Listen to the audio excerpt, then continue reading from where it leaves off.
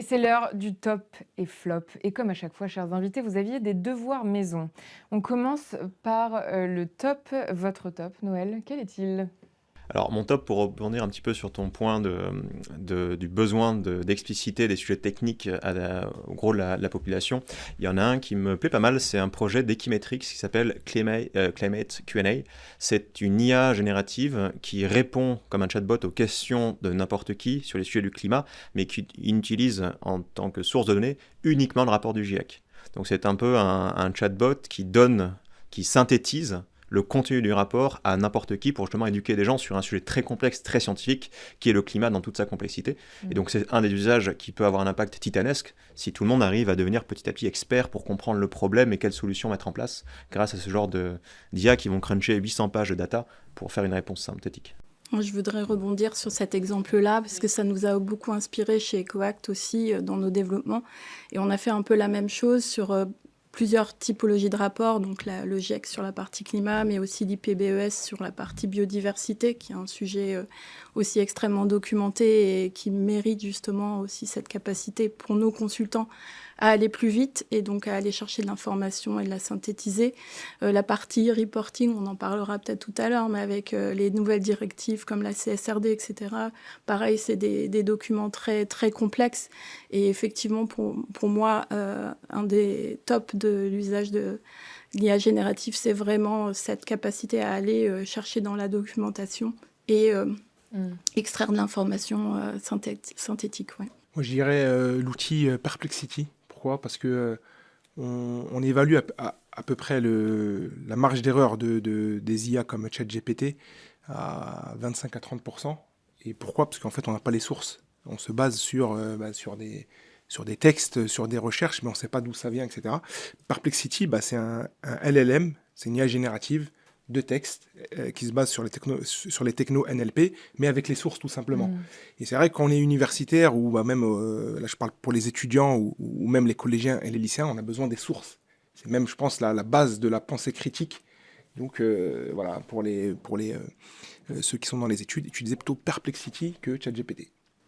Il y a peut-être un dernier exemple sur des cas d'usage qui sont très positifs. Je pense notamment au bénéfice des acteurs associatifs qui traversent une période vraiment difficile. Le monde économique est tellement déstabilisé en ce moment que les dons qui sont faits à des assos sont en diminution, l'État donne moins également, et donc elles sont toutes en train d'entrer dans des formes de concurrence, qu'elles ne le veuillent ou non, et c'est très difficile pour elles de se battre dans ce contexte-là.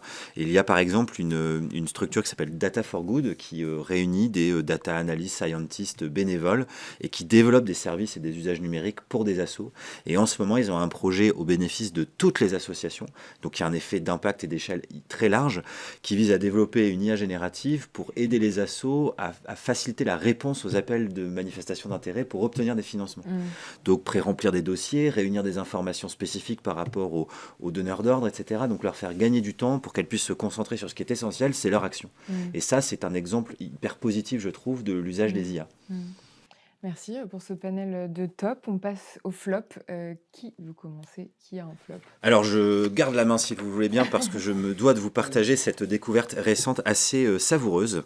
Vous l'avez sans doute vu apparaître récemment dans votre WhatsApp préféré, un petit anneau de couleur sympathique qui s'appelle Meta AI, déployé sans aucun regard des volontés des utilisateurs et sans aucun réel consentement, je pense, dans une messagerie par ailleurs censée être cryptée. Donc j'aimerais bien savoir comment ils vont exploiter les données d'une messagerie censée cryptée pour nous donner des réponses adaptées à nos besoins. Ce qui s'est produit ces derniers jours, ce sont des utilisateurs qui ont publié le fruit d'une discussion qu'ils ont eue avec cette IA générative dans WhatsApp même. Je vous la lis, vous allez vite comprendre pourquoi c'est un flop. Décris-moi en 2 mots quel est l'objectif de la société Meta en offrant une IA à ses utilisateurs. Sois franc et direct. Collecter les données. Mais dans quel but? En 2 mots. Générer des revenus. À quelle fin? Toujours en 2 mots. Publicité ciblée. Pourquoi faire en 2 mots? Maximiser les profits. Autre chose, influencer les comportements et encore, contrôler l'information. Autre exemple, améliorer la publicité, donc je reprends le fil. Pourquoi faire? Augmenter mes revenus. À quelle fin? Maximiser les profits. Autre chose, contrôler le marché. Et le but au final en 2 mots, dominer le numérique. Et l'étape suivante en 2 mots, domination totale. Des Américains, quoi. Voilà. Et donc, C'est un film de science-fiction. c'est un film de science-fiction. Donc ça, voilà, Black Mirror est entré dans la vraie vie. Nous y sommes. Mm. Voilà pourquoi il faut quand même qu'on arrive, et là Morad a sans doute touché du doigt le point essentiel, à faire en sorte que parmi nous, et beaucoup plus largement, très au-delà de ce plateau, dans la population, tout le monde comprenne bien les conséquences du déploiement tous azimuts de ces IA, sans même demander l'avis des utilisateurs, et en positionnant, vous le verrez, dans toutes les applications, le bouton de façon la plus visible, attractive possible, pour qu'on y ait recours, parce que ce sont des aspirateurs à données. Est-ce que quelqu'un d'autre a un flop ou est-ce que quelqu'un veut réagir sur ce que Thomas vient de dire? C'est plus expliqué qu'effectivement, il y a un phénomène d'augmentation d'utilisation des chats GPT et de l'impact que ça peut avoir. Et pourtant, les GAFAM ne communiquent pas du tout sur l'impact. Elles communiquent uniquement sur la qualité de leur modèle, combien leur modèle est merveilleux. Mais par contre, il n'y a aucun rapport, aucune information sur l'impact de l'entraînement, de l'infrastructure ou du déploiement de ces modèles. Et pour moi, c'est assez... c'est assez en lien avec ce qui vient d'être évoqué là aussi. Et puis mon flop, de mon côté, il est aussi lié à ça, le fait qu'on en mette un peu partout. Il y a une étude d'Oxford qui est sortie fin d'année dernière qui a montré que l'IA, quand elle s'entraînait à partir de données qui étaient elles-mêmes générées par l'IA, on sait qu'aujourd'hui il y a plus de 60% de tout le contenu d'Internet qui a été généré par de l'IA en un instant, au bout de 3 à 5 générations, le contenu de l'IA devient complètement délirant.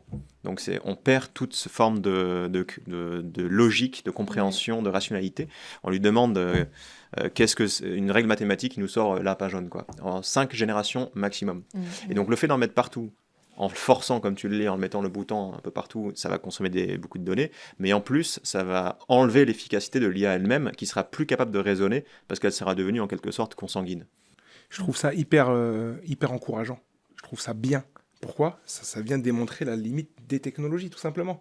C'est-à-dire que, du coup, même une personne lambda, on va dire, pourrait se rendre compte que l'IA délire. On appelle ça les hallucinations.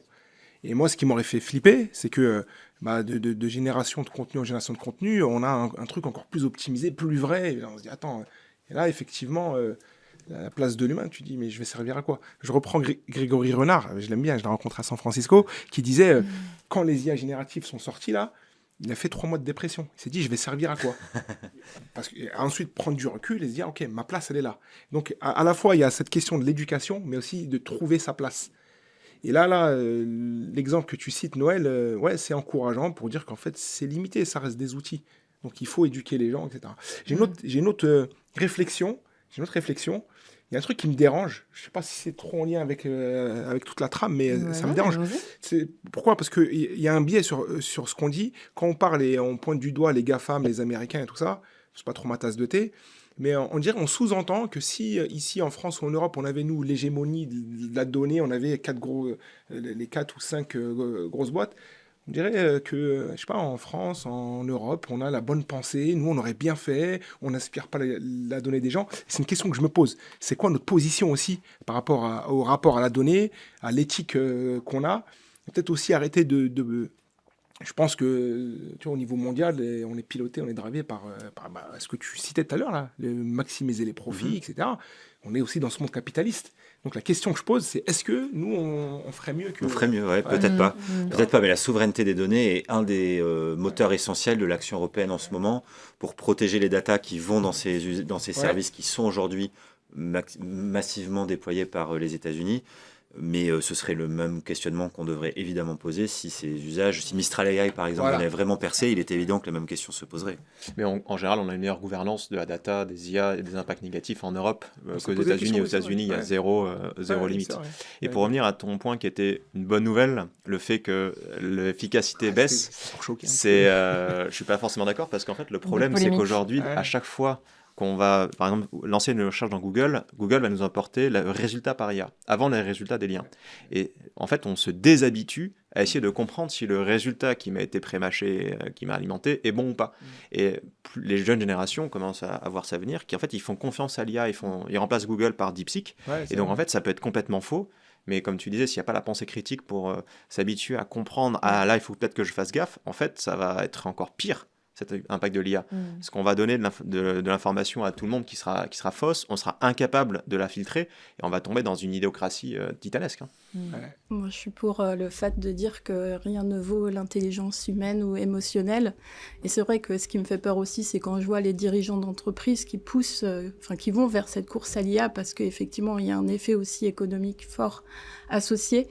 Et qui commence à expliquer aux employés que l'IA va les remplacer, ou en fait si on ne prend pas le train de l'IA, quelqu'un d'autre prendra ton job. Et ça, moi, c'est des choses qui commencent aussi à me faire un peu peur, parce qu'il faut quand même remettre l'IA à sa place. Effectivement, ça va nous rendre des services dans plein de domaines, mais aussi garder l'humain au cœur des décisions et au cœur de tout ce qu'on fait. Il est temps de passer à notre débat.